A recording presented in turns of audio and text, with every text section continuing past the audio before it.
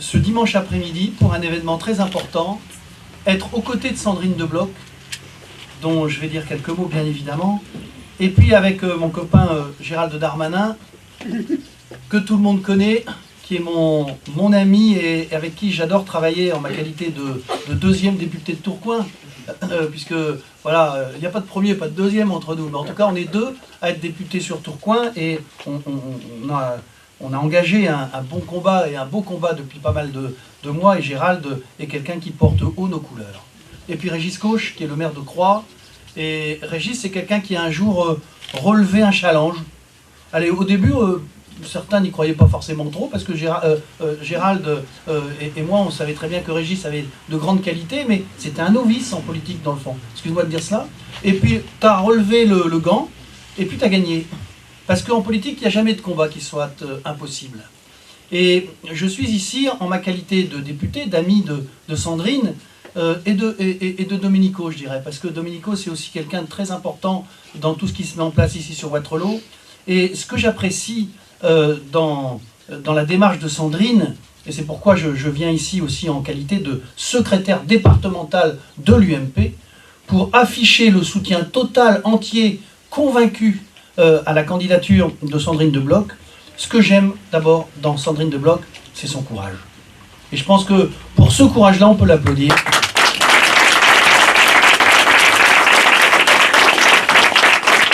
C'est quelqu'un qui a des convictions, qui sait ce qu'elle veut, qui sait où elle veut aller. Et je pense que quand on a un objectif bien précis, on ne se trompe pas de stratégie. Et son objectif, c'est de faire en sorte que sur ce territoire, dans lequel, oserais-je dire, ma chère Sandrine, on t'a peut-être pas toujours suffisamment nous soutenu. Et je suis content de venir te dire aujourd'hui qu'on te soutient absolument, totalement, avec un très grand plaisir, et qu'on essaie de partager cette passion que tu as pour la politique et pour la vie communale. Vous voyez, j'ai l'impression qu'en ce moment, dans notre pays, il n'y a plus de socialistes. Vous avez vu qu'il n'y a pas un socialiste qui met en avant son appartenance, son logo, son drapeau. Je crois que les socialistes aujourd'hui ont d'une certaine manière beaucoup de réserve, sinon un peu de honte, à appartenir à la formation politique dans laquelle ils se trouvent englués aujourd'hui. Je suis stupéfait de voir à quel point notre pays se trouve dans une situation dramatique, et par rapport à des gens qui pourtant nous avaient promis beaucoup de choses, aller tout rénover, tout réformer. On a un président de la République qui en quelques mois a ruiné la France. Alors, qu'à regarder, c'est la première fois qu'un président de la République est obligé de se promener en mobilette. Bon, c'est quand même un signe. Bon, certes, par prudence, il met un casque, mais bon, il est obligé de s'éclairer à la lanterne. Bon, enfin, on voit bien qu'il y a quelque chose qui ne marche plus dans notre pays. Et alors que bon, les résultats sont calamiteux, catastrophiques, le président de la République annonce qu'il va régler tous les problèmes. D'ailleurs, en 2013, il avait déjà promis qu'il allait régler tous les problèmes, dont un problème essentiel, qui était celui du chômage. Et puis il est arrivé fin décembre, le chômage, bien sûr, il n'avait rien réglé. Le chômage, c'est un drame également dans cette ville, j'en parlerai dans quelques instants. Il n'a rien réglé, mais comme c'est un homme qui a tous les culots, il a démarré cette année en disant aux chefs d'entreprise, après vous avoir critiqué pendant des années, eh bien, moi aujourd'hui je vous ai compris, vraiment, les entreprises c'est magnifique, je vais vous aider, je vais vous donner 30 milliards, 30 milliards. Et puis après, il a dit non, attendez, c'est pas 30, parce que déjà dans les 30, je vais mettre le crédit impôt compétitivité emploi qui représente 20, ce sera que 10. Et puis une semaine après, il nous a dit, attendez, je vais faire un petit geste pour les chefs d'entreprise et un petit geste pour les Français. C'était déjà plus de 30 milliards. Et puis je vais arrêter d'augmenter les impôts. Fallait quand même le faire, oser dire cela, parce que le premier acte qui commençait pour signer l'année 2014 par les socialistes, c'était l'augmentation de la TVA. Et donc c'était quand même mal parti pour un président qui dit « je vais arrêter d'augmenter les impôts », premier acte de 2014, l'augmentation de la TVA. Voyez-vous, notre pays est dans une très très mauvaise passe aujourd'hui. Moi, j'éprouve d'une grande inquiétude pour ce magnifique et grand pays qu'est la France. Parce que ceux qui nous dirigent me donnent l'impression d'avoir d'autres préoccupations que celle de véritablement sortir notre pays de la crise. Ils sont dans une idéologie, une totale idéologie. Ça a été sur la famille, mais c'est sur beaucoup de choses également différentes. Un exemple. Avec Gérald, cette semaine, on avait bien sûr nos séances, et nos séances de nuit qui durent jusqu'à des heures impossibles, jusqu'à des 2 heures du matin, parce qu'on a des débats passionnants en ce moment, essentiels. 17 députés verts et socialistes, vous savez, les députés verts qui ont été donc troqués par Martine Aubry contre des, comment dirais-je, des engagements sur l'énergie, sur le nucléaire, etc.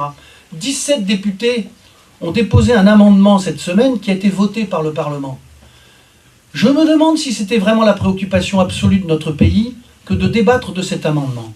Cet amendement, accepté par l'Assemblée nationale avec l'accord du gouvernement, a eu pour objet d'interdire l'utilisation du terme « bon père de famille ». Il ne faut plus utiliser maintenant l'expression « bon père de famille ». Je me suis dit pourquoi ?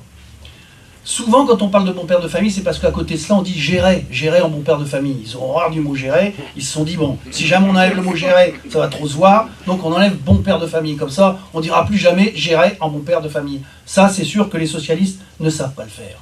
Et puis, Madame Najat Vallaud-Belkacem, porte-parole du gouvernement, a pris également la parole pour dire, mais moi j'ai encore une autre idée. Elle est très très importante, il faut vraiment qu'on s'en occupe vite.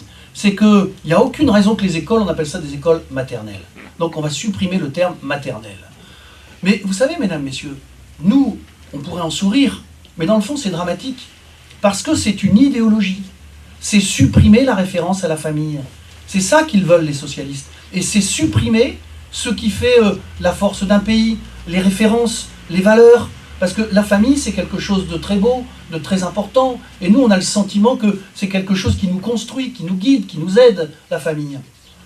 Et donc, je crois vraiment qu'il y a dans cette campagne, d'abord, une première chose à bien savoir, c'est qu'il y a le combat des municipales, et puis il y a le combat aussi de ceux qui incarnent comment dirais-je, les valeurs défendues par les socialistes qui sont très très différentes des nôtres. Et quand on les voit à l'œuvre aujourd'hui, on se dit qu'il faut être tous motivés.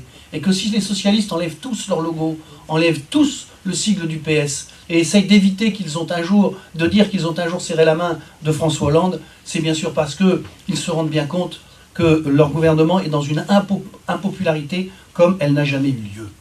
Alors ma chère Sandrine, moi je viens effectivement te soutenir parce que je représente l'UMP dans cette région, que l'UMP est une très grande formation politique, que loin de tout ce que l'on peut raconter ici ou là, c'est une formation politique qui travaille, qui a préparé un véritable projet pour notre société, et que tu incarnes bien toutes ces valeurs.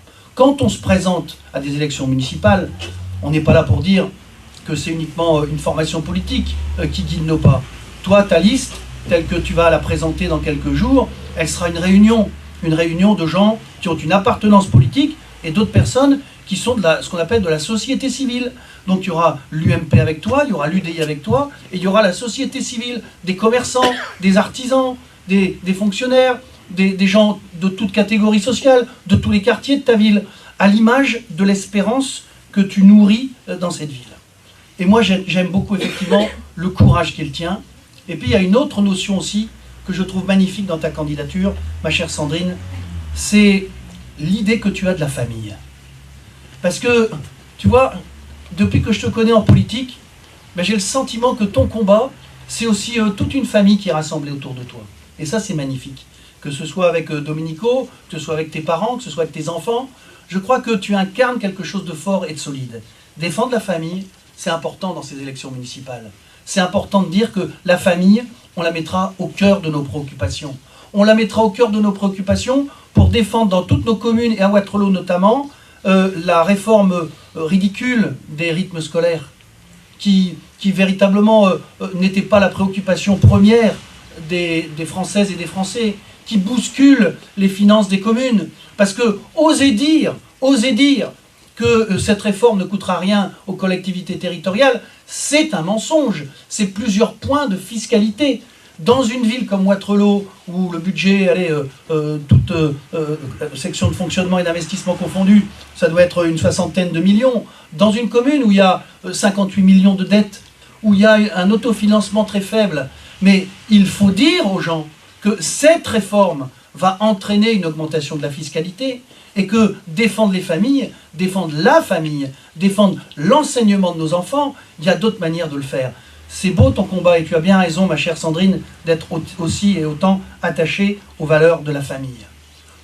Je voudrais également dire que dans cette ville, moi je sais que il y a quelque chose qui te tient à cœur, c'est la sécurité, c'est de faire en sorte que les gens puissent vivre ensemble sans avoir la peur au ventre, en sortant le matin de leur maison, en allant faire leurs courses, peur de se faire attaquer, peur de se faire insulter. Et je crois qu'effectivement, ce combat pour la sécurité, eh bien, le combat pour les valeurs, c'est un combat qui te va bien, parce que je sais que tu es quelqu'un qui a incontestablement des valeurs.